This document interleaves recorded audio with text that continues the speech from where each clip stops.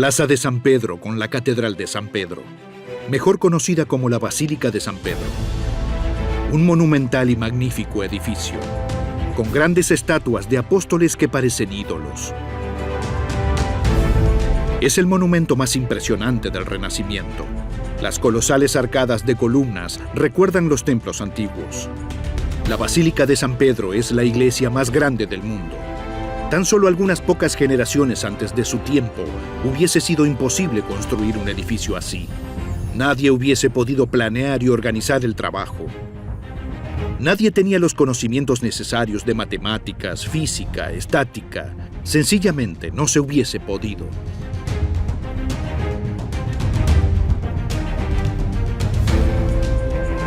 Entonces, a mediados del siglo XVI, los artistas y los eruditos ganaron protagonismo. Había llegado el Renacimiento.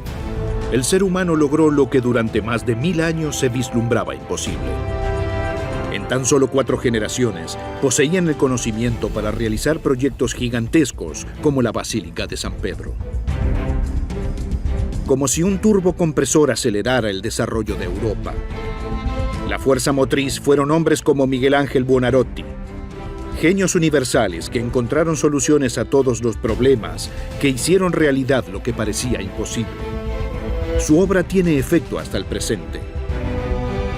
Pero ¿cuál es su secreto? El secreto de una época en la que el mundo pareció cambiar. El del Renacimiento.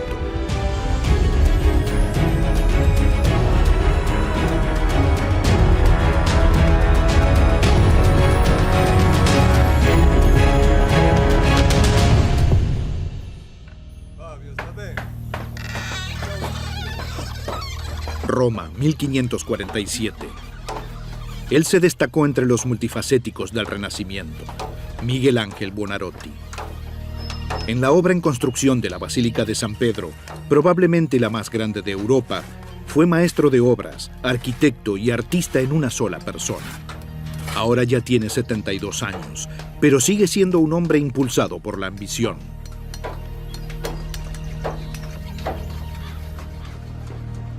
Miguel Ángel fue un titán del Renacimiento. Fue pintor, escultor, arquitecto, investigador, incorrecto y genio. Un erudito universal. Una de sus obras se convirtió en ícono de toda una época, y él mismo en el prototipo del hombre moderno que entró en la escena mundial con el Renacimiento.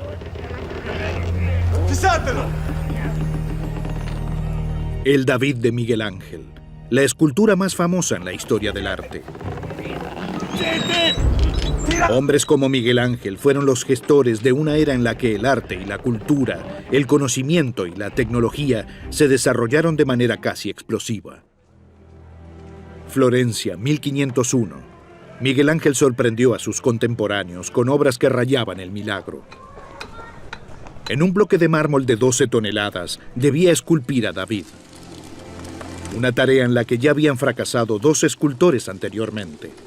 Para Miguel Ángel fue el comienzo de una obsesión. Durante 3 años, trabajó continuamente en la escultura de 5 metros de altura, la primera estatua monumental del Alto Renacimiento. Y su David es una declaración.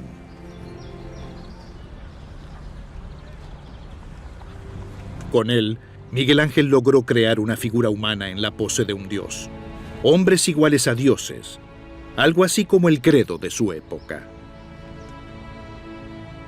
En el Renacimiento, la imagen del hombre cambió por completo. A fines del siglo XII, el Papa Inocencio III había dicho: el hombre es excremento, excrementos viscosos, un ser despreciable. Y el pecado del hombre, según el concepto medieval, es visible en el hombre. Durante el Renacimiento se puede sentir el hastío por esta imagen pesimista del hombre.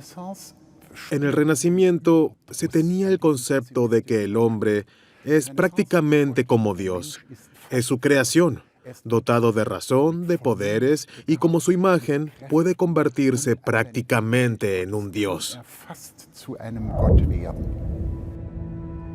Apenas 10 años después de la finalización del David, Miguel Ángel completó su Moisés para el monumento fúnebre del Papa Julio II.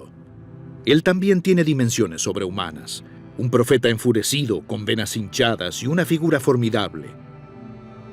Así es como eran representados los dioses en la antigüedad.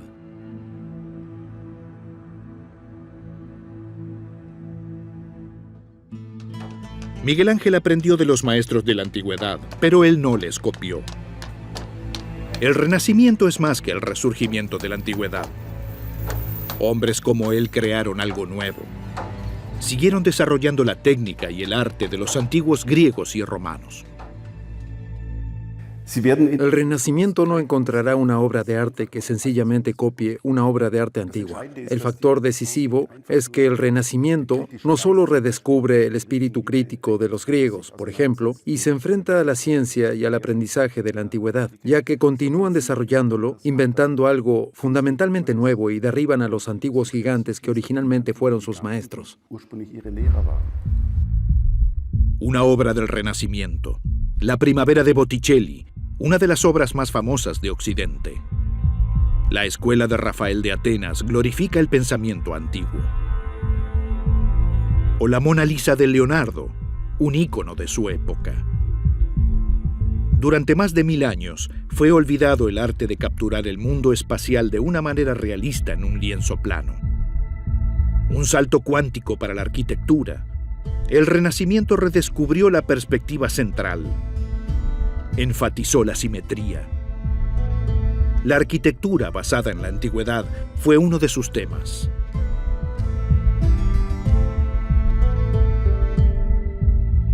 El arte de construir enormes cúpulas había sido olvidado en la Edad Media y fue redescubierto en el Renacimiento.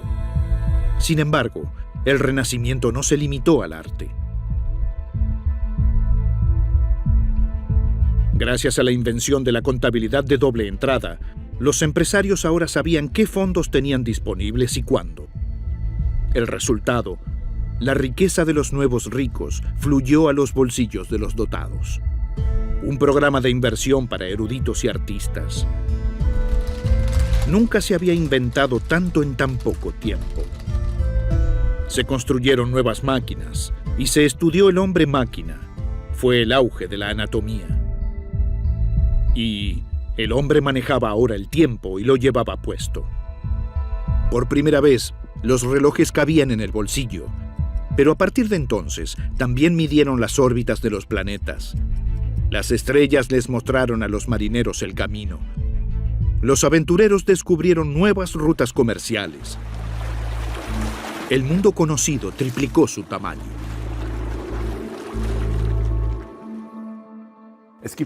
Es probable que no exista ningún otro lugar en el mundo donde se discutiese tanto y haya habido tantos participantes en grandes rondas de conversaciones. Se inventaban cosas nuevas una tras de otra. La imprenta inició una nueva forma de comunicación que aceptó gran parte de la población. Élites, académicos, incluso clérigos, por supuesto, que podían intercambiar ideas y de esta forma encontrar cosas nuevas e innovadoras.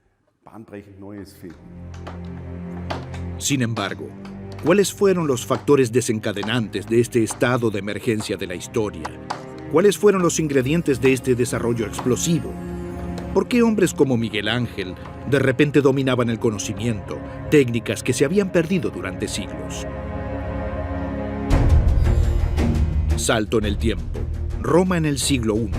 Para los romanos, la construcción de la Basílica de San Pedro hubiese sido una tarea perfectamente factible en ese momento. Esto lo demuestra el Foro Romano, la sede del poder de un imperio que gobernó sobre todo el mundo occidental. Y exportaba su estilo de vida. Roma dictó el arte, la cultura y la arquitectura de toda una época.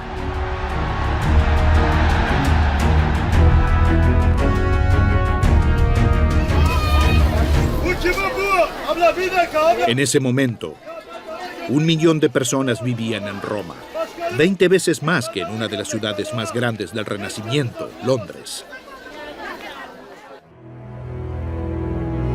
Sin embargo, el esplendor de Roma se basaba en la opresión de millones de esclavos. Naciones enteras eran subyugadas.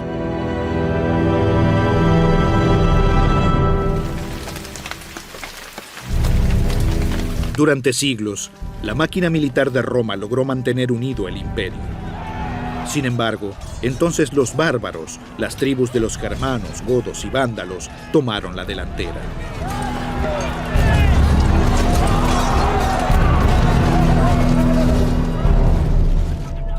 En el siglo V, el Imperio Romano Occidental dejó de existir. Roma, Caput Mundi, la capital del mundo, la metrópolis de 1 millón de habitantes, cayó en decadencia. Comenzó la Edad Oscura. Se perdió el conocimiento de la antigüedad, conocimientos en todas las áreas, especialmente en ingeniería y arquitectura, en matemáticas y física. Las ruinas de la antigüedad se convirtieron en canteras. Pocas generaciones después de su colapso, ya nadie era capaz de hacer nada comparable. Ya en el 330, el emperador romano Constantino había trasladado su capital al Bósforo. Constantinopla se convirtió en el nuevo centro del imperio. Posteriormente, el imperio se desintegró en una parte occidental y una oriental. Hasta el siglo XV, este imperio romano de Oriente se conservó como una isla antigua a orillas del Bósforo. Allí vivían más de 500.000 de personas. Se llamaban a sí mismos Romaioi, romanos. Sus emperadores se sentían a la misma altura de César y Augusto. Constantinopla era la segunda Roma y su patriarca la cabeza del cristianismo ortodoxo. Y Constantinopla fue la copia de seguridad de la antigüedad. Sus eruditos eran líderes en todas las facultades.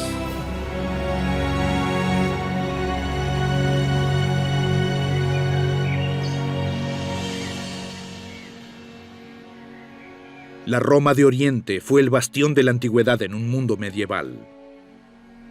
Nadie había podido hasta entonces conquistar esta metrópolis a orillas del Bósforo. Sin embargo, una séptima parte de la población eran comerciantes de Génova, Pisa y la República de Venecia, los denominados latinos. Una minoría adinerada, impopular entre los romanos orientales, que tenían fama de ser arrogantes y polémicos. A principios de 1171 se produjeron entonces disturbios en el barrio genovés, en el distrito de Pera. El emperador Manuel I Comneno acusó a los venecianos de alborotadores. Como consecuencia, los mercaderes venecianos fueron detenidos, encarcelados y sus propiedades fueron confiscadas.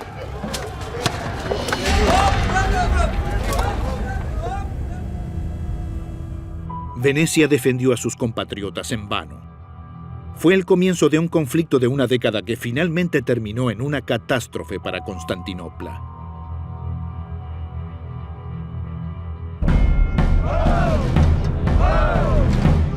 Porque el conflicto culminó en una cruzada que pasaría a la historia como la Cuarta.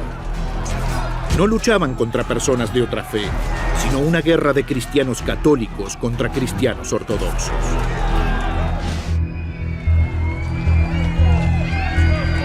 En la noche del 13 de abril de 1204, colapsó la resistencia de las tropas imperiales.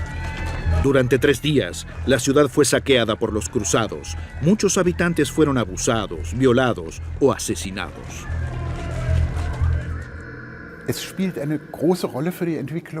Esto desempeñó un gran papel en el desarrollo del Renacimiento, que colapsara Bizancio, que quedara arruinado por el propio Occidente en la Cuarta Cruzada, que posteriormente cayera en manos del Imperio Otomano y que muchos eruditos huyeran a Italia llevándose manuscritos y que luego intentaran incorporar nuevos valores, textos, nuevas ideas a una cultura que ellos consideraban bárbara. Eso fue un impulso innovador de magnitud desconocida. Obras de valor incalculables acumuladas en las bibliotecas de Constantinopla. Todo el conocimiento de la antigüedad. Cientos de eruditos y artistas abandonaron la ciudad profanada y huyeron hacia Occidente. En su equipaje había valiosos libros. El erudito Manuel Crisoloras fue uno de ellos. El canciller de Florencia le ofreció una cátedra en su universidad. También le envió a Crisoloras una lista de obras antiguas que deseaba.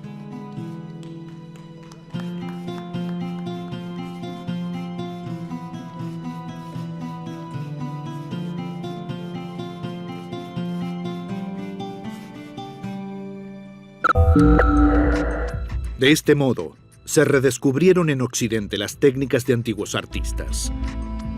Movimiento congelado en mármol, una vivacidad y un realismo desconocidos en la Edad Media. Antiguos frescos inspiraron la pintura. También llegaron a Occidente obras antiguas de ingeniería. Esto desencadenó una ola de innovaciones técnicas. Fueron enseñadas nuevamente las antiguas ideas del movimiento de las estrellas. Y las ciencias, especialmente las matemáticas y la física, experimentaron un impulso inesperado después de siglos. Los europeos aprenden de varias culturas avanzadas. Aprenden de los griegos, de los romanos, de los árabes, aprenden de Bizancio y también de los indios. Los famosos números árabes provienen en realidad de la India. Desarrollan algo nuevo a partir de esto.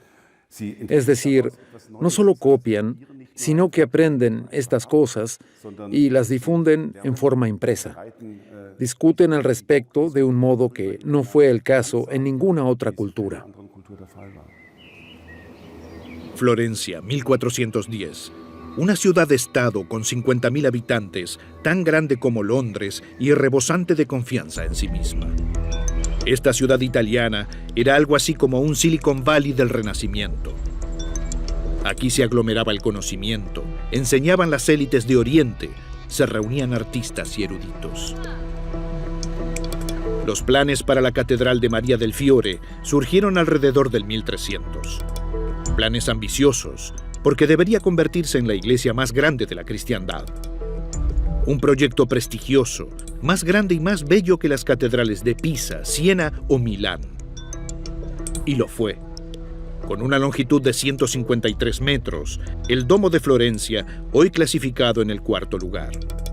En aquel momento era el número 1. Con un diámetro de 45 metros, su cúpula también es un récord mundial. La obra en el fresco de 4.000 metros cuadrados, iniciado por el pintor Giorgio Vasari, quien fue elogiado como artista biógrafo. Debería ser una competencia para el juicio final de Miguel Ángel. Sin embargo, la serie de figuras de Vasari se pierde en la altura de la cúpula. El espectador apenas puede verlo.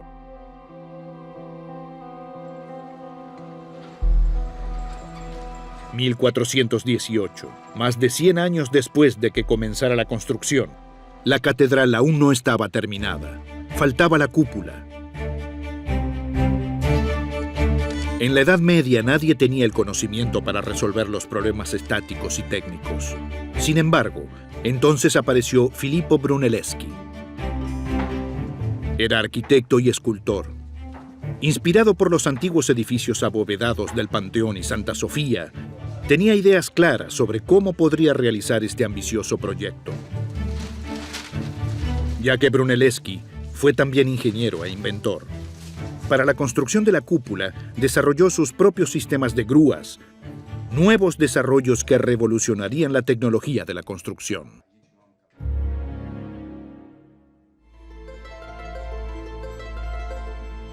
Las máquinas de Brunelleschi fueron una novedad en su tiempo y fueron admiradas. Tan solo la cuerda que lleva las cargas de piedra pesaba media tonelada, tenía 7 centímetros de espesor y 180 metros de largo. Años más tarde, el maestro de obras obtuvo el derecho exclusivo de la fabricación de un barco con sistema de grúa. Fue la primera patente en la historia industrial. Filippo Brunelleschi logró redescubrir la perspectiva central, una técnica que había sido en gran medida olvidada desde la antigüedad. Un sistema constructivo geométrico para representar vistas tridimensionales realistas. De este modo, sacó la obra de construcción de su cabeza para representarla en papel y proporcionó una base visual para la discusión. Es el nacimiento de la arquitectura.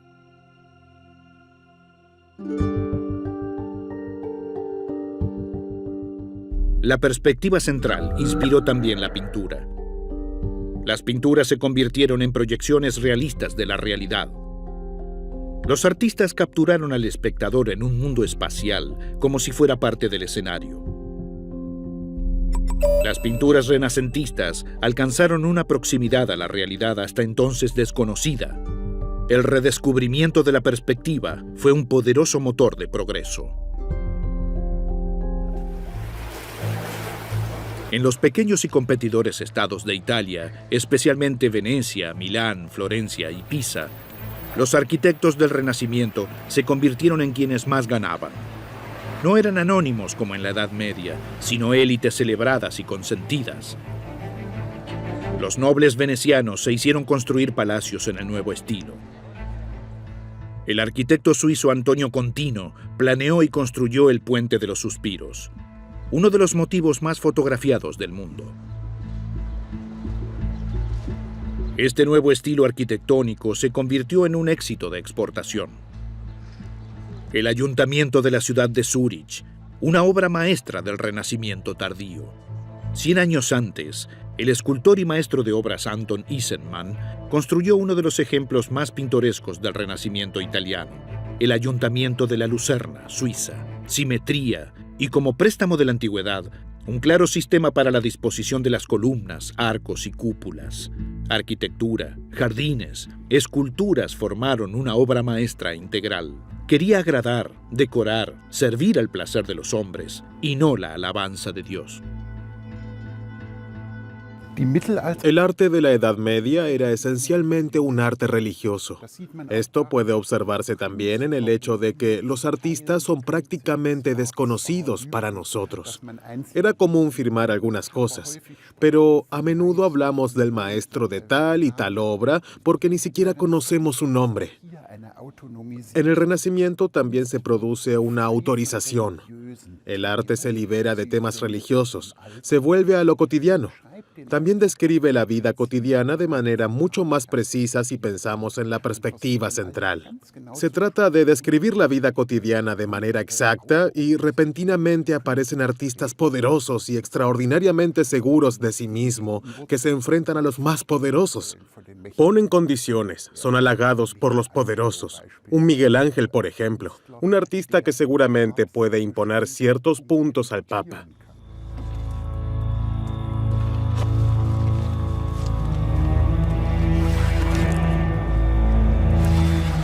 En 1347 se desató la peste en Europa. En Inglaterra, arrebató alrededor del 45% de la población en 7 meses. Finalmente, fueron cientos de miles. No hay otra catástrofe comparable en la historia.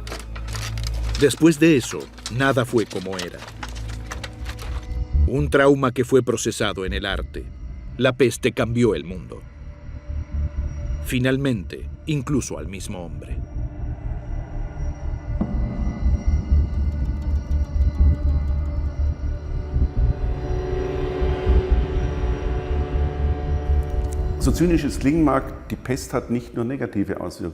La peste no solo tuvo un impacto en la cultura y las artes del Renacimiento.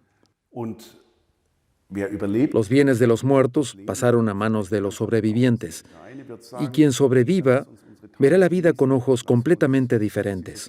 Uno dirá: disfrutemos de nuestros días, pasémoslo lo mejor posible, tal vez también rodeándonos de bellas artes. El otro saldará sus cuentas con Dios, equilibrará su cuenta eterna y hará algo por su salvación, como Medici, que construye una iglesia completa. Lo cierto es que la peste influyó profundamente en el sentido de las vidas de las personas. El lema del Renacimiento era: vive en este mundo, disfruta de tu vida. Eso no existía en la Edad Media. Cuerpos desnudos por todas partes, personas hermosas en paisajes paradisíacos, erotismo abierto.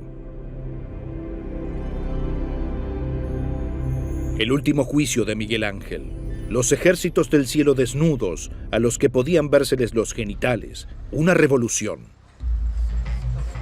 En Florencia, la peste causó estragos. Solo 1/5 parte de los habitantes sobrevivieron a la muerte negra.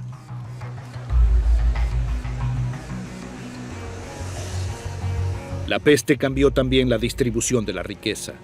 Promovió una nueva especie, magnates, personas que eran inimaginablemente ricas. Familias como los Médicis, comerciantes, banqueros, despreciados en la sociedad feudal medieval, eran ahora los diseñadores de la nueva era.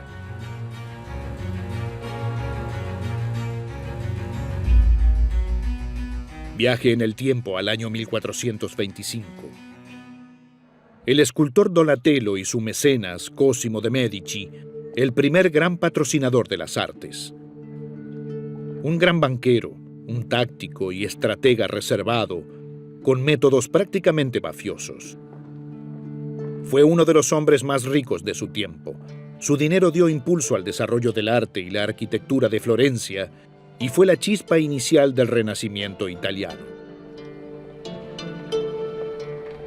Sin embargo, su éxito nunca habría sido posible si no hubiese sido por un pequeño invento que había revolucionado la banca.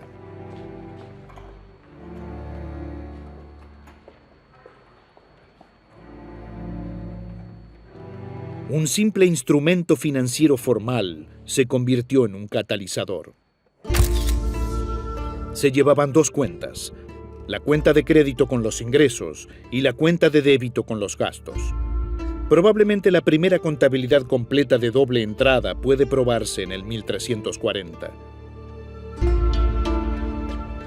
Libros mayores de contabilidad de Génova con ingresos y gastos del gobierno. El propietario de la cuenta sabía en todo momento cuán grande era su capital, podía comparar su pasado financiero con el presente. Los Medici eran banqueros, concedían préstamos, registraban cartas de crédito seguras para los viajeros, canjeables en muchos países. Los precursores de los cheques de viajeros. Eran actores globales. Cosimo de Medici ganaba enormes sumas de dinero y volvía a gastarlas. 600.000 florines hasta su muerte.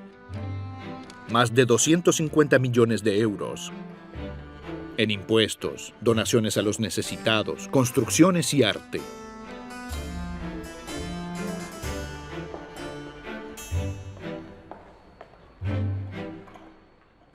De su goteo financiero dependía toda una tropa de creativos, arquitectos y artistas que embellecieron su vida. El Palacio Medici es un escenario espléndido del arte renacentista. Es difícil de creer que Cosimo le ordenó al arquitecto que no lo hiciera demasiado magnífico para no despertar la envidia de las otras familias patricias. Los Medici también invirtieron en su salvación y pagaron la construcción de una nueva iglesia, la Basílica de San Lorenzo. Como mecenas, Cosimo Medici promovió las carreras de artistas y algo que hasta entonces nunca había existido, el culto a las estrellas.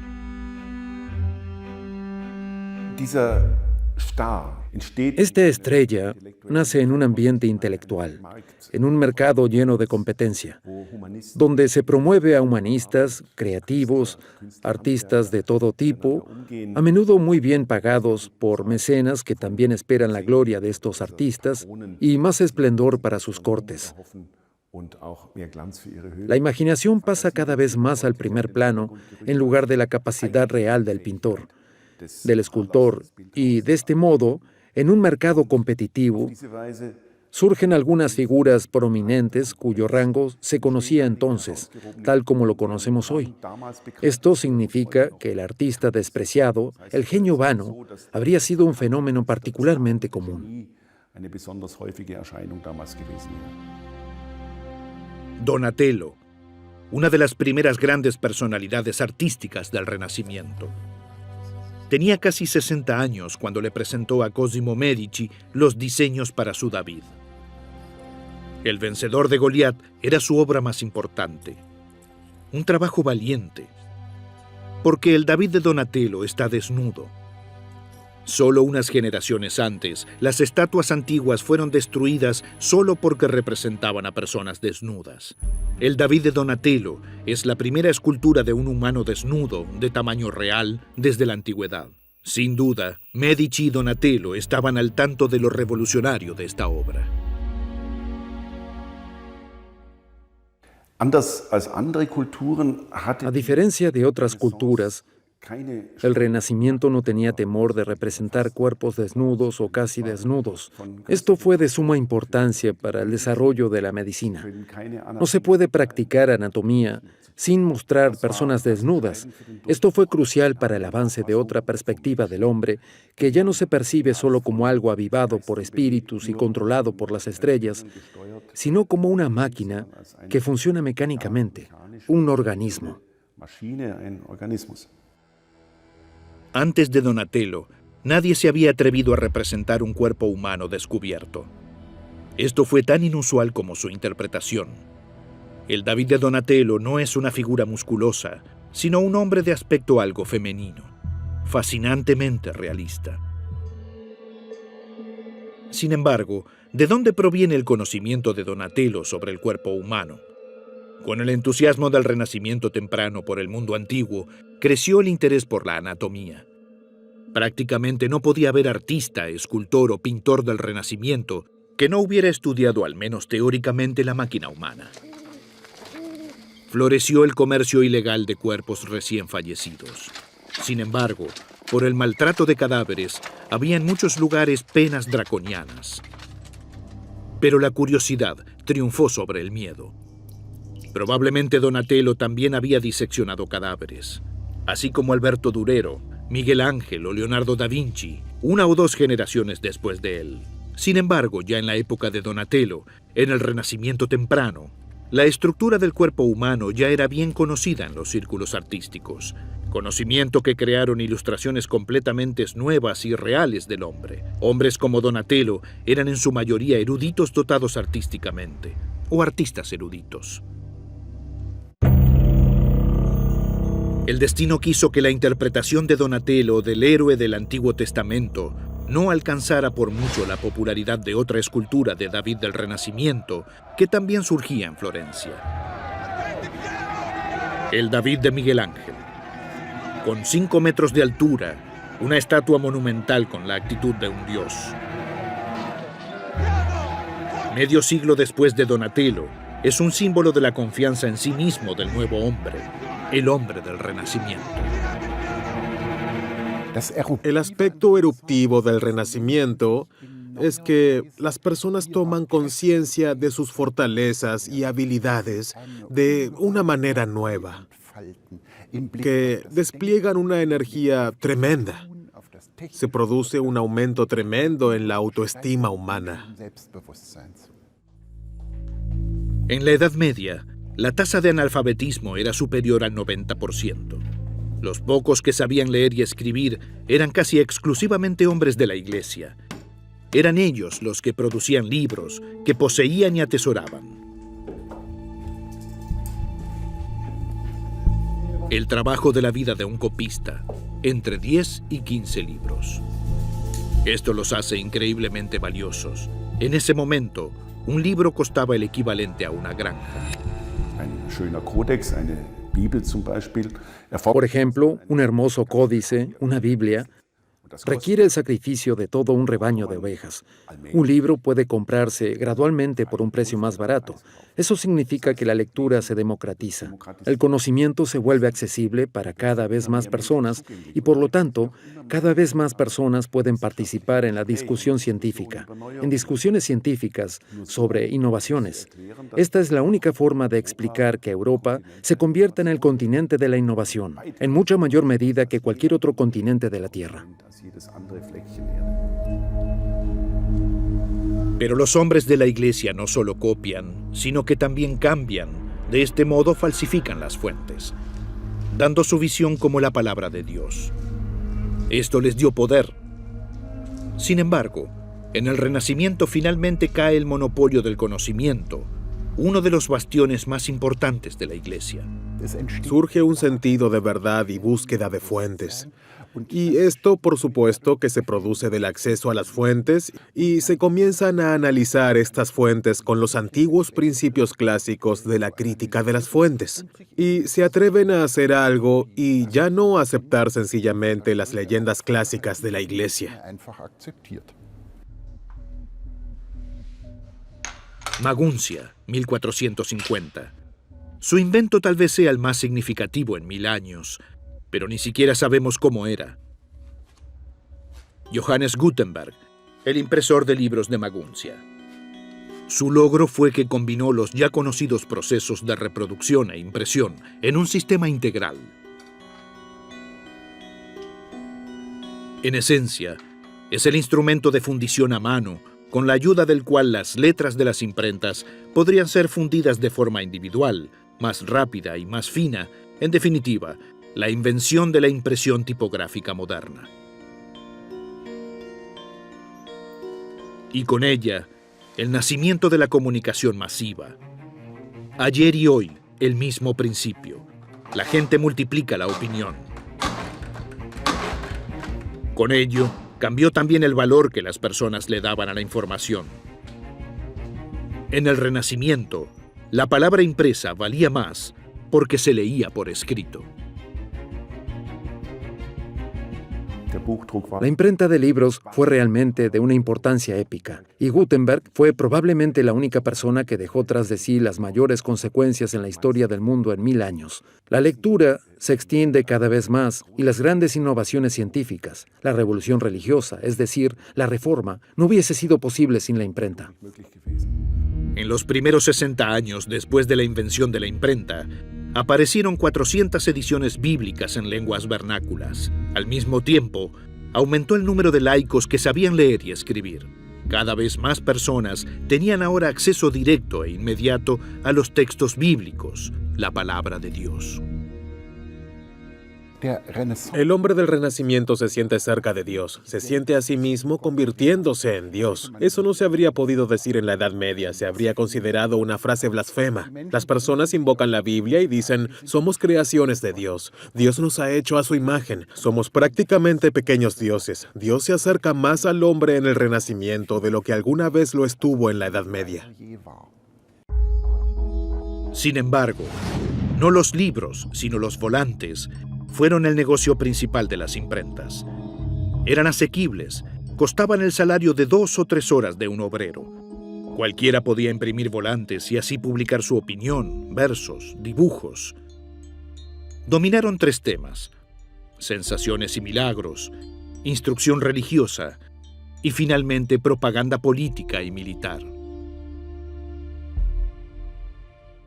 Los volantes ilustrados también desarrollaron las primeras formas de caricatura, sirvieron como una llamada, opinión o advertencia. Comparables con las redes sociales de hoy, servían a una necesidad básica, la difusión masiva de su propia opinión.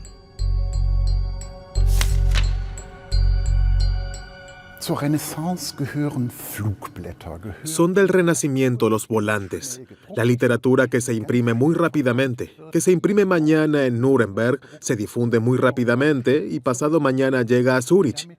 Y por lo tanto la información se vuelve mucho más rápida y también es más difícil de controlar. Ya no la puede detener una censura de la Iglesia que diga lo que es correcto, porque el volante hace mucho ya ha sido distribuido. Es decir, uno comprende el enorme impulso del libre pensamiento del Renacimiento tan solo al observar los medios de comunicación, la historia impresa y en particular los volantes. La comunicación masiva genera un nuevo tipo de hombre: la estrella. Su creador es Giorgio Vasari, el mismo pintor y arquitecto, pero sobre todo biógrafo de los actores más deslumbrantes de su época, el artista. Quedó impresionado especialmente por Leonardo da Vinci. También retrató a Rafael o Miguel Ángel. Leonardo era poco convencional, un prodigio de la creatividad, muy dotado, extraño, con una vanidad que bordeaba lo grotesco, que no temía declarar su homosexualidad.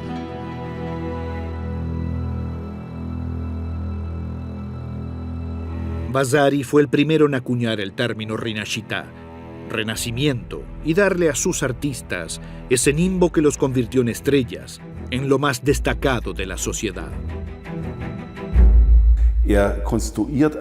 Construyó la imagen de un artista que en realidad no correspondía con la vida real de ese tiempo. La mayoría de los artistas eran artesanos. Es lo que un gran número se consideraba a sí mismo y como los consideraban los demás. Pero Vasari construye al genio, al loco bizarro, que es superado por las ideas. Él construye una imagen del artista que hoy nos parece extrañamente familiar. Él construye al artista moderno. El pintor Holbein fue el primero en retratar a su familia. Los príncipes pintores Botticelli y Alberto Durero incluso se retrataron a sí mismos. El autorretrato se convirtió en la expresión de una nueva autoconfianza. Y finalmente, Rafael y Tiziano fueron los primeros pintores en firmar sus cuadros, otro paso hacia la autocomprensión de una estrella. Los grandes del arte eran de pronto famosos en su mundo, algo impensable 100 años antes. Los titanes del Renacimiento, sobre todo Leonardo da Vinci y Miguel Ángel, fueron celebrados, cortejados y se les pagaba como a reyes. Además, alrededor del 1300, los sopladores de vidrio venecianos inventaron el espejo convexo, un invento subestimado, ya que en comparación con los espejos de la antigüedad, la variante veneciana proporcionaba una imagen prácticamente sin distorsiones y brillante. La mayoría de las personas de la Edad Media probablemente veían su rostro a lo sumo borroso como un reflejo en el agua. El espejo de cristal les permitió a los seres humanos por primera vez verse bien a sí mismos. Quizás por eso el hombre del Renacimiento sea más consciente de sí mismo que el hombre de la Edad Media. La confianza en sí mismo y el orgullo por los propios logros ya no eran pecaminosos y la humildad ya no era moderna. El hombre que levanta la cabeza, que marcha erguido y que está dotado por Dios de esta marcha erguida, que emplea su intelecto como un don especial de Dios, esos son los nuevos valores. Y por supuesto que la humildad sigue desempeñando un papel. Sin embargo, está por detrás de la idea de que podemos lograr algo y que Dios quiere que podamos y que lo hagamos.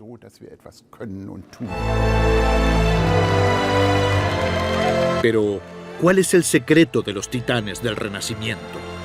¿Tuvieron una fórmula mágica para su creatividad? En cualquier caso, su brillantez llega hasta nuestros tiempos.